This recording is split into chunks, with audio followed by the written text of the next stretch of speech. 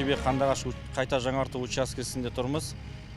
Бұл учаске жалпы ұзындығы жоба бойынша 96 шақырым, 2 лотқа бөлінген. Жоба бойынша Ақтөбе қаласынан Қандыағаш қаласына дейінгі аралықта бірінші санатты жол, яғни 4 жолақты, және Қандыағаш қаласының айналма жолы жалпы ұзындығы 18 шақырым. Ол екінші санатты автожол есептеледі. Қазіргі таңда асфальт и бетон жалмасын салу жұмыстары және көпірлерде жер жұмыстары, қиыршық тасты қоспадан негіздеме салу жұмыстары жүргізіліп жатыр.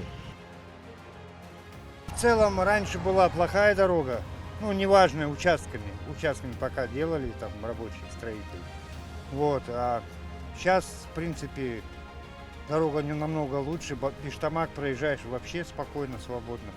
Вот, ну там кусочками совсем немножко осталось, и вот немножко Кандыагач чуть-чуть трясет, неважно.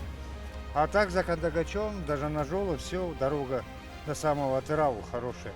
Вот, так что строители, кто делает дорогу, рабочие, молодцы, стараются, делают, чтобы наш Актюбинск как-то выглядел более-менее хорошо. Мына жолмен жүрдім, мына жол жақсы. Бұрын барғанда енді өте керемет енді. Пиштамақтың іші біраз үзіліп қалған. Енді ортасына шама алға бар ғой енді. Ол енді істеледі болашақта я. Қалғаны жақсы, ұнады маған. Жайлы, жата Қандыағашқа дейін тез барып тез қайттық уже. Атырауға қарай енді барып жүрмін.